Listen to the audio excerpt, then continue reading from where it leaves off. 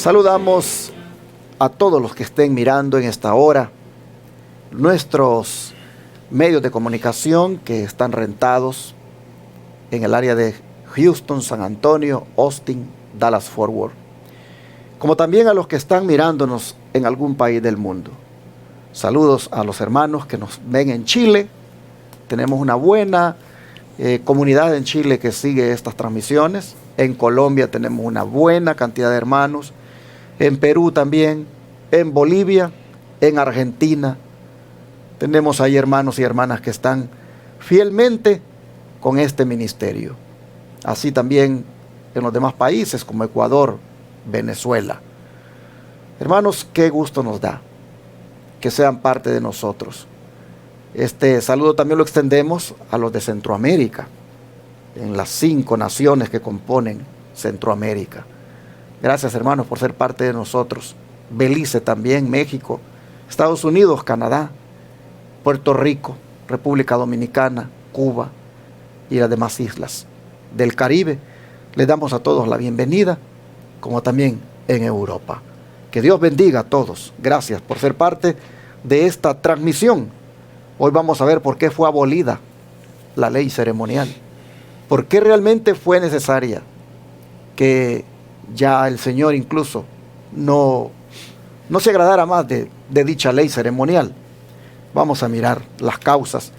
No sin antes decirles que tenemos, por la gracia de Dios, en Colombia ya abierta nuestra cuenta de ahorros para que nuestra fundación pueda comenzar a captar recursos y poder hacer realidad el proyecto médico misionero.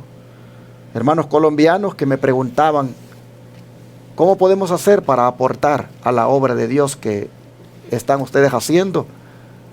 Yo les decía, espérense que vamos a abrir una cuenta allí y ahí lo dejan para que no tengan que convertirlo a dólares y se hace prácticamente bien poquito. Mejor abrimos una cuenta y allí lo pueden depositar y con eso haremos la obra en Colombia. Bueno, hermanos, entonces ustedes tienen ya prácticamente allí en la pantalla la manera de cómo hacerlo. Como ustedes pueden ver, nuestra fundación se llama Centro de Estilo de Vida Los Tres Ángeles Internacional. El NIT asociado es 901-675-226-2 y la cuenta de ahorros 583 4 veces el 0 1861 Bancolombia. Ahí pueden, hermanos, ustedes apoyar la obra de Dios que vamos a hacer en ese país. Pueden depositar ahí diezmos, ofrendas y donaciones. Y también pongo en la pantalla las maneras de cómo apoyar la obra aquí en Estados Unidos para que sigamos atendiendo gratuitamente a los enfermos en Shepherd, Texas. De paso, les pido oración porque estamos justamente en estos días atendiendo enfermos. Todos los meses llegan grupos de personas a Shepherd para ser atendidas gratuitamente con los remedios naturales de Dios, con las 8 leyes de la salud. Y esto es posible de hacerlo gratis porque Dios toca corazones de hermanos y hermanas para que aporten aquí ofrendas, donaciones y también diezmos para que proclamemos el mensaje a través de la televisión y la radio. Ahí está en la pantalla para que usted lo haga también. Si se siente llamado o llamada a hacerlo, el número para ponerse en contacto con nosotros es el 214-881-4029 o el WhatsApp más 1-214-881-4029 para darles detalles de cada una de las formas que están ahí. Y recuerde que los diezmos, las ofrendas y las donaciones en este ministerio se ponen a trabajar. No se están por ahí guardando para, digamos, invertirlos en otras cosas que no tienen que ver con la obra. Aquí se ponen inmediatamente a trabajar en la obra de Dios. Así que es necesario que ustedes no nos dejen en cuanto al apoyo para que estos proyectos médicos misioneros sigan adelante. Siempre promovemos la obra misionera antes del estudio de la lección. Y ahora permítanme hacer una pausa para decirles que este próximo sábado estaré predicando en la iglesia Advenimiento del Séptimo Día Los Tres Ángeles de la ciudad de San Antonio, Texas. Por lo tanto, invito a los televidentes del canal 51.3 Advenimiento TV para que nos congreguemos juntos y adoremos a nuestro Dios. Desde las 9 de la mañana en adelante, la Iglesia Advenimiento dará inicio al servicio con la escuela sabática y luego su servidor con el mensaje a las 11 de la mañana. Será un privilegio tenerles con nosotros, hermanos y hermanas. ¿Dónde está ubicada la iglesia? Está ubicada en el 16320 Gibner Road, San Antonio, Texas, 78248. En el segundo piso del templo que está en esa dirección, ahí nos congregamos. Esta dirección está entre el Highway 1604 y la Military Highway. Ahí, hermanos, sobre la calle Gibner está este lugar, está este templo donde les esperamos para que adoremos juntos a nuestro Dios. No falten. Así que dejo para que el hermano Javier Saltos les salude nuevamente a ustedes. Buenos días. Pastor, buenos días, Dios los bendiga. Hermanos queridos, ¿cómo están? Dios les bendiga grandemente. Es un privilegio estar nuevamente con ustedes para compartir y estudiar juntos la palabra de Dios. Así que siéntase cómodo, coja su Biblia y vamos a estudiar la palabra de Dios en esta mañana. Recordarles nada más que el himno es 238 para toda esta semana, al andar con Jesús. Pues, ¿qué les parece, hermanos, si hacemos la oración para empezar? Querido Dios que moras en los cielos, damos gracias nuevamente, Padre querido, por darnos la oportunidad de estar aquí ante su presencia para poder estudiar su palabra.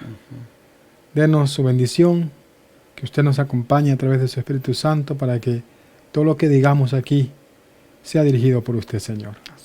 Bendiga, Padre Celestial, también a los oyentes, a nuestros hermanos y amigos, donde quiera que nos escuchen, en cualquier parte del mundo, que ellos también puedan tener la asistencia suya, Señor, a través de su Espíritu Santo.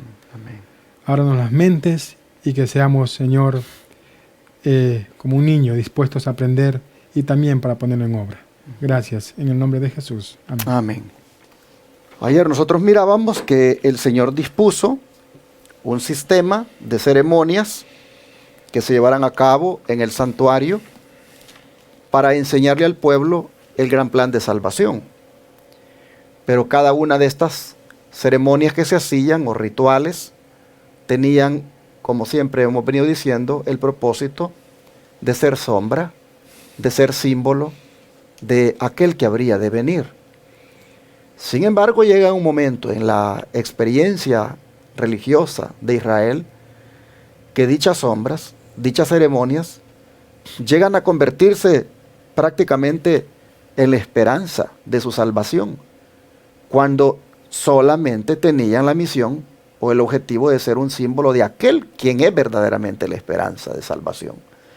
Y por eso es que el Señor sabe que han perdido de vista el objetivo y los amonesta a través del profeta Isaías. Así que, ¿por qué fue abolida la ley ceremonial? Pregunta la lección ahora. Y dice, mientras las ceremonias se llevaban a cabo continuamente en el templo, ¿en qué creía Israel como su esperanza de salvación? Bueno, Isaías 1:10 al 15 dice, príncipes de Sodoma, oíd la palabra de Jehová, escuchad la ley de nuestro Dios, pueblo de Gomorra. Miren ustedes, había llegado el pueblo de Israel a ese grado de desvío, de decaimiento espiritual. Había llegado a ese punto de rebelión contra Dios que el profeta los compara a Sodoma y a Gomorra. Y les dice, ¿para qué me sirve, dice Jehová, la multitud de vuestros sacrificios? Hastiado estoy de holocaustos, de carneros y de cebo de animales gordos. No quiero sangre de bueyes, ni de ovejas, ni de machos cabrillos. Miren, el Señor, lo que Él mismo estipuló, ya no lo quiere. ¿Quién demanda esto de vuestras manos? Les dice, cuando venís a presentaros delante de mí para hollar mis atrios. No me traigas más vana ofrenda. El incienso me es abominación. Luna nueva y día de reposo. El convocar asambleas, no lo puedo sufrir. Son iniquidad vuestras fiestas solemnes. Cabe aclarar aquí que el día de reposo está dentro de las fiestas solemnes, o sea, dentro de esos sábados ceremoniales que hemos hablado anteriormente en nuestros días. Dice, Vuestras lunas nuevas y vuestras fiestas solemnes las tiene aborrecidas mi alma, me son gravosas, cansado estoy de soportarlas. Cuando extendáis vuestras manos, yo esconderé de vosotros mis ojos. Asimismo, cuando multipliquéis la oración, yo no oiré. Llenas están de sangre vuestras manos. ¿Qué había pasado? Que mientras estaban ofreciendo sacrificios para que el Señor les perdonara sus pecados a través de aquellos sacrificios, ellos seguían en su pecado. Seguían cometiendo asesinatos. Habían caído en una situación donde con un Padre Nuestro y con una Ave María y con una confesión al sacerdote, trayéndolo a tiempos modernos, pretendían expiar su maldad. Pretendían prácticamente ser exonerados de su culpa. Y solamente hacían eso y seguían en su vida pecaminosa. Para poner un ejemplo de lo que ocurre hoy, o de lo que ocurre con cualquiera de nosotros que también jugamos con la gracia del Señor. Es interesante que el pueblo de Israel llegó a ese punto de volver una rutina el sistema de sacrificios. Cayó en el ritualismo, cayó en la forma de la religión, cayó en el formalismo, cayó en aquello de cumplir solamente los requerimientos del acta, del documento de requerimientos. Cayó en aquello de cumplir solamente con ellos, pero perdiendo de vista a quién apuntaban, a quién simbolizaban. El Señor dice, así no es. Ustedes están poniendo su esperanza de salvación en los ritos, en las ceremonias, pero no quieren nada conmigo. No quieren nada con Cristo, quien apunta esos ritos. El Señor dice, yo no quiero nada así. Traer esos ritos, cumplir con esas ceremonias, con esos sacrificios, perdiendo la vista de Jesús, quitándola de Jesús. Dice, no tiene sentido eso, y por lo tanto no lo quiero. Allí vemos claramente la razón por la que fue abolida. Cuando Jesús murió en la cruz, había caído el pueblo de Israel justamente en esto. No tenía sentido seguir más con ese sistema. El don de profecía, ¿cómo lo dice acerca de lo que realmente representaba aquello y por qué el pueblo de Israel lamentablemente se había desviado?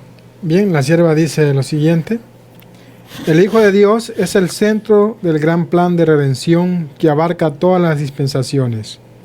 Es Él el Cordero que fue inmolado desde el principio del mundo. Es el Redentor de los hijos e hijas caídos de Adán en todas las épocas de la prueba humana. Cristo es la sustancia o cuerpo que proyecta su sombra hacia las dispensaciones anteriores. Cuando Cristo murió, la sombra cesó. Con la muerte de Cristo, el sistema típico desapareció, pero la ley de Dios, cuya violación había hecho necesario el plan de salvación, fue magnificada y enaltecida. El Evangelio fue una buena nueva de gran alegría para Adán, Noé, Abraham, Moisés, pues les presentó a un Salvador venidero. Jerusalén era la metrópoli de los judíos, y allí se encontraba el mayor exclusivismo y fanatismo. Los cristianos judíos que vivían a la vista del templo permitían naturalmente que sus mentes se volvieran hacia los privilegios peculiares de los judíos como nación. Al ver que el cristianismo se apartaba de las ceremonias y tradiciones del judaísmo, y al percibir que el carácter sagrado peculiar con el que se había revestido las costumbres judías pronto se perdería a la luz de la nueva fe. Muchos se indignaron contra Pablo, como alguien que en gran medida había provocado ese cambio. Algunos eran celosos de la ley ceremonial. Bosquejo de la vida de Pablo, página 71. Hermanos, aquí vemos claramente cómo el pueblo desvió su mirada del verdadero Cordero de Dios que quita el pecado del mundo y se volvió a las ceremonias. Siguió sacrificando corderos y perdió de vista el verdadero Cordero de Dios. Por eso dice claramente la sierva que el Hijo de Dios es el centro del plan de redención que abarca todas las dispensaciones. Es el único Cordero que fue inmolado desde el principio del mundo. Es el Redentor de los hijos caídos de Adán en todas las épocas, ¿verdad?, de la humanidad. Así que vemos claramente que Cristo, cuando murió, la sombra cesó. Ya los sacrificios fueron de más, porque ya Cristo, el verdadero Cordero de Dios, había muerto en la cruz del Calvario. Así que en lugar de tantos sacrificios, ¿qué es lo que buscaba Dios en sí? Hay dos citas acá. Voy a leer Isaías 1, 16 al 18, y luego Javier aquí va a leer Salmos 51, 17 al 19. Veamos qué es lo que Dios buscaba en lugar de tantos sacrificios. Dice: lavaos y limpiaos, quitad la iniquidad de vuestras obras de delante de mis ojos. Dejad de hacer lo malo, aprended a hacer el bien. Buscad el juicio, restituid al agraviado, haced justicia al huérfano, amparad a la viuda. Venid luego, dice Jehová, y estemos a cuenta. Si vuestros pecados fueren como la grana, como la nieve serán emblanquecidos. Si fueren rojos como el carmesí, vendrán a ser como blanca lana. ¿Ven ustedes lo que Dios buscaba? Que mejor se reconciliaran con Dios, que mejor experimentaran un cambio, que mejor se lavaran y se limpiaran y se quitaran la iniquidad de sus obras y que dejaran de hacer lo malo. Eso es lo que Dios buscaba, y para eso les dice: vengan y háganlo pronto, pongámonos a cuentas. Y yo les prometo que si ustedes vienen a mí, aunque los pecados de ustedes sean rojos como el carmesí, se los voy a hacer blancos como la lana. En otras palabras, dice el Señor, les voy a perdonar y les voy a limpiar su récord, y ustedes van a quedar como si nunca hubieran hecho nada malo. Pero vengan y comiencen a hacer el bien. Comiencen a hacer justicia al huérfano, amparar a la viuda. Comiencen a más bien a ser personas que aman al prójimo. Comiencen a limpiarse, a lavarse. ¿Por qué lavarse? Porque están contaminados por el pecado. Amén. Y creo que David lo explica mejor. Sí, Salmos capítulo 51, versículos 17 al 19. Los sacrificios de Dios son el espíritu quebrantado. Al corazón contrito y humillado no despreciarás tú, oh Dios. Haz bien con tu benevolencia a Sión, edifica los muros de Jerusalén. Entonces te agradarán los sacrificios de justicia, el holocausto u ofrenda del todo quemada. Entonces ofrecerán becerros sobre tu altar. Hermanos, los que Dios, como dice el pastor, quiere o quería en ese tiempo, y lo que exige hoy también, es que, hermanos, los sacrificios que Dios quiere es un espíritu quebrantado, un corazón contrito y humillado ante Dios. Porque hoy, a pesar que no matemos corderos, pastor, muchas veces las personas hacen sacrificios, ¿verdad? Sí. Hacen penitencias y qué sé yo, qué más se hará. No, hermano, lo que Dios pide es un corazón quebrantado, un corazón dispuesto a ser, hermano, quebrantado por el Señor, para que pueda ahí morar el Espíritu de Dios. Y por eso es que la siguiente pregunta dice: ¿qué es lo que aporta el plan de salvación por medio de la sangre de Jesucristo, que ese sistema de sacrificios fue incapaz de hacer? ¿Qué es lo que aporta? Bueno, Hechos 4:12, ¿qué tal si lo lees tú? Voy a leer Hebreos 7, Sí. 28 y 19. El libro de Hechos, el capítulo 4, versículo 12, nos dice algo interesante ahí. Hechos 4, 12, dice ahí: y en ningún otro hay salvación, porque no hay otro nombre bajo el cielo dado a los hombres en que podamos ser salvos. Así que, ¿qué aporta el plan de salvación por medio de la sangre de Jesucristo? Que el sistema de sacrificio fue incapaz de hacer: el perdón de pecados y la salvación, la vida eterna. Y Hebreos 7, 28 nos dice de la siguiente manera: porque la ley constituye sumos sacerdotes a débiles hombres, pero la palabra del juramento posterior a la ley, al Hijo hecho perfecto para siempre. Y aquí mismo, pero más atrás, en el verso 19, dice: pues nada perfeccionó la ley, y de la introducción de una mejor esperanza, por la cual nos acercamos a Dios. Así vemos entonces que es Jesús. Es Jesús el que da, hermanos, la perfección. ¿Qué aporta el plan de salvación de la sangre de Cristo? Nosotros vemos que lo que aporta es una limpieza perfecta. Amén. Habla aquí que la ley no pudo perfeccionar y que había una mejor esperanza por la cual nos acercamos a Dios. Y esa esperanza es Jesús. Amén. Los sumos sacerdotes, dice, eran débiles hombres, pero en cambio el Hijo fue hecho perfecto para siempre. Amén. Y por lo tanto es perfecta la salvación que se obtiene a través de Jesús. Vamos a cerrar con el don de profecía. Sí, Times of the Times, 20 de febrero de 1893. Dice: una luz más clara y gloriosa brilla ahora sobre el cristiano. Los que vivieron antes de la venida de Cristo esperaban por fe su venida, pero los que para ellos debían ser comprendidos mediante la fe, para nosotros es una seguridad, pues sabemos que Cristo ha venido, como lo predijeron los profetas. Es tan esencial para nosotros tener fe en nuestro Redentor, que vino a la tierra y murió como nuestro sacrificio, como lo era para los antiguos creer en un Redentor por venir, representado por sus ofrendas y sacrificios. Así que, hermanos, a nosotros nos queda es tener fe en aquel que dio su vida por nosotros en la cruz del Calvario, en aquel donde se encontraron, hermanos, todo lo que los sacrificios enseñaban. Así que, hermanos, como dice aquí la cita de la sierva, los que vivieron antes de la venida de Cristo esperaban por fe su venida. Ahora nosotros creemos que ya ha venido, que ya dio su vida y tenemos que aceptar el sacrificio por fe.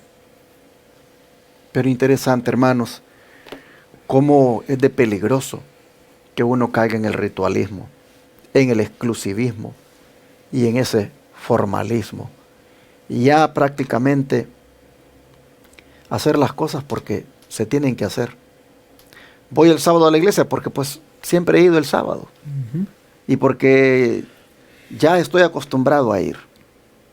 Pero hermanos, sin tener en cuenta con quién me voy a encontrar allí.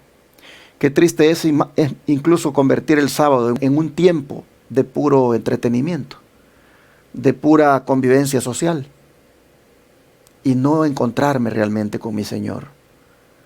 Es muy peligroso, hermanos, caer en las formas de la religión, hacer las cosas porque pues así las hacen en mi casa, así aprendí a hacerlas, pero sin una experiencia con el Señor. Hoy nosotros hemos aprendido que a Dios eso no le gusta. De manera que sería bueno reflexionar el motivo por el cual hago lo que hago.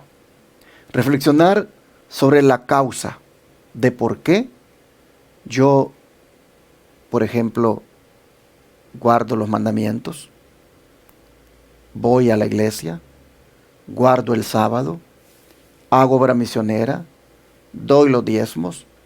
¿Por qué cumplo con esas formas de religión y sin embargo sigo igual, vacío? Sigo sin una experiencia edificante, sin un reavivamiento. ¿Por qué? Israel daba los diezmos, Israel guardaba el sábado, Israel cumplía con todos los requisitos que las ceremonias demandaban. Israel, hermanos, estaba prácticamente cumpliendo con toda la forma de la religión. Pero Dios dijo, no quiero eso. Porque todo eso lo están haciendo sin tener una estrecha relación conmigo. Están alejados de mí. Hacen todo lo que hacen, pero siguen en el pecado, siguen en la rebelión, siguen en la desobediencia. Mejor pongámonos a cuentas. Arrepiéntanse y reconozcan que todo eso está vacío porque lo están haciendo sin mí. ¿Qué es el mensaje que hay allí, hermanos?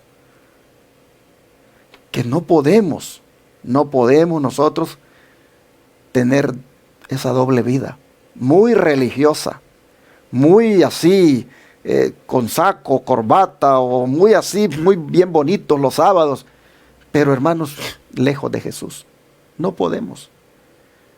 El Señor hoy nos dice, miren, pónganse a cuentas conmigo. Arreglen su vida para que todo lo que hacen yo me agrade. Que no sea eso en ustedes un simple formalismo, sino que sea el resultado de una relación que tienen conmigo a través del estudio de la Biblia, de la oración, de una intimidad conmigo. Hoy es el día, hermanos, para que revisando cómo estamos, nos aboquemos a buscar de Dios, nos entreguemos y nos rindamos y hagamos un compromiso. Pidamos perdón y decidamos de aquí en adelante, hermanos, estudiar más las Escrituras, orar más, estar más en comunión con el Señor.